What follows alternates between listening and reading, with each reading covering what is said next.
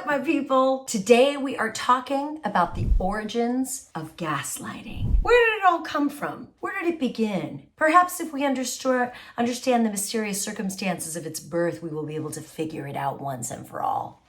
I mean, it's worth a shot, right? That's what we're talking about today. While you're here, hit that subscribe button, drop me a comment, and let's dive in.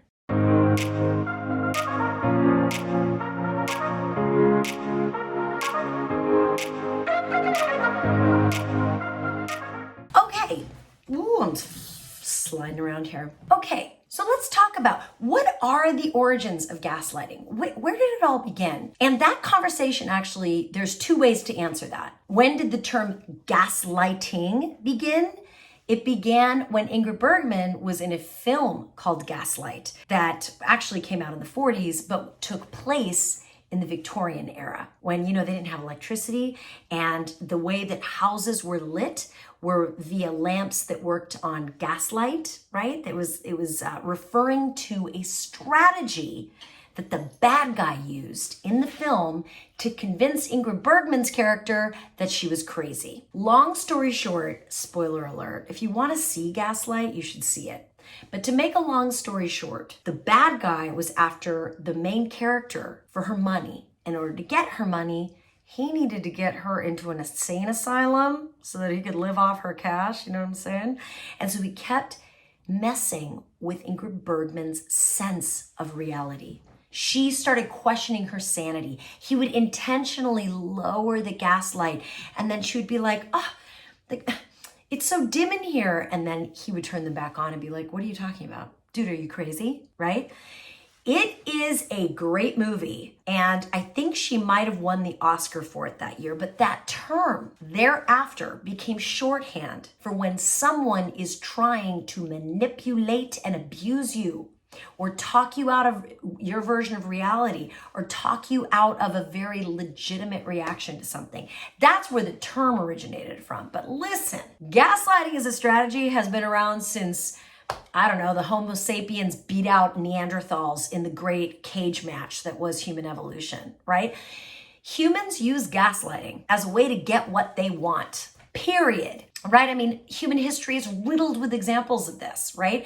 I mean, think about the collective gaslighting that was required to convince human beings that other human beings could be owned as slaves. Like, slavery in its form was the most horrendous, widespread example of cultural gaslighting that I can think of. Or how about the sort of pervasive myth that women were to blame for all the ill and evil in the world because of the Adam and Eve story, right? Like, what? Total cultural gaslighting. It's been around forever. And it's what humans do when they need to control other humans. Instead of leveling, negotiating, compromising, figuring out something that works for everybody, we gaslight each other as a shorthand, right? Like, no, I'm so sorry. You guys can't vote because you're the weaker sex and you're not that smart and you're super emotional. Sorry, can't vote. Gaslighting, duh. Luckily, there was a collection of women that are like, T to the O, people, time out. We need to vote because it turns out we're a hell of a lot smarter than a lot of you, right? Gaslighting has been around since humans could draw breath and make reasonable arguments. So the deeper question isn't actually what are the origins of gaslighting? The real question is, how do we become gaslight resistant? And this whole channel is dedicated to that.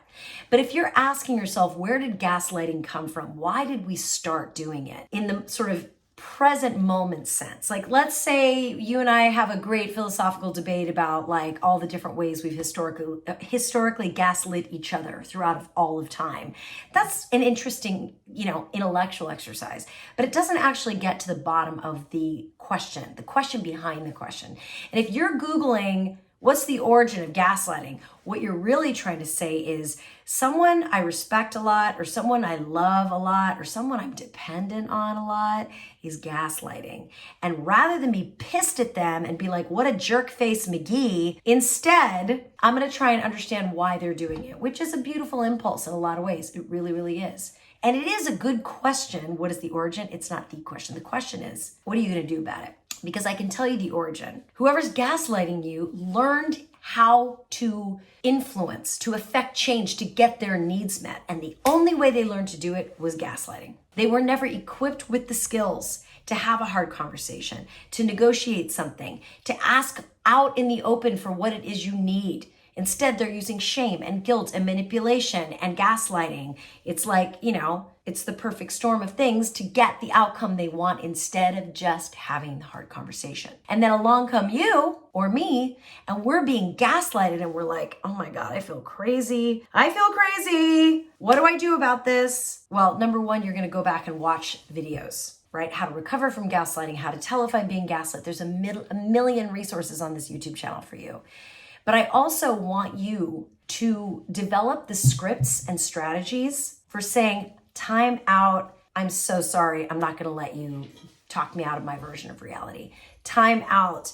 When you say X, it makes me feel like you don't respect my version of reality. It doesn't work for me. You're entitled to your perspective, I'm entitled to mine.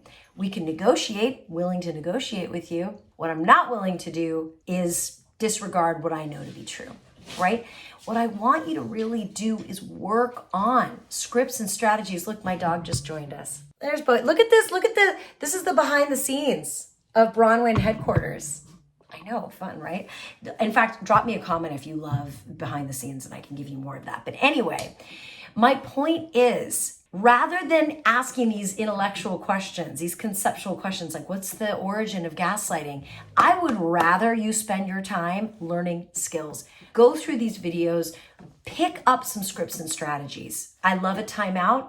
I love telling people what I will and won't accept in a conversation. But if you really want to do a masterclass on having hard conversations and conflict, head to noenemy.bronwyncommunications.com. It is everything. It's all my greatest hits, my tools for having tough moments conversationally, for saying the hard things to people that need to be said. And I want you to go check it out and let me know what you think. But listen, in addition to that homework, right? In addition to shoring up your skill set, your scripts, your strategies, I also want you to shore up on self-trust.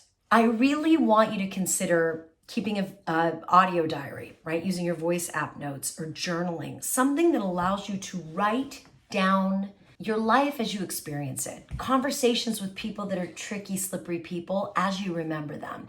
That way, when somebody tries to trick you out of something you could have sworn you said or didn't say, you have a record, okay? If you're in a dynamic with someone who is gaslighting you, you need to shore up your tools for self-trust, your tools for tracking, like what happened.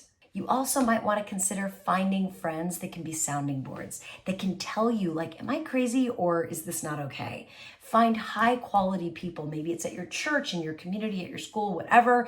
People that you trust, whose opinions you trust. Get them to help you figure out, am I overreacting? Am I underreacting?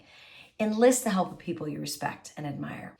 And I hope that was helpful. And as always, thank you for being here. Drop me a note, let me know what resonated. And like I said, go check out my course, noenemy.bronwyncommunications.com.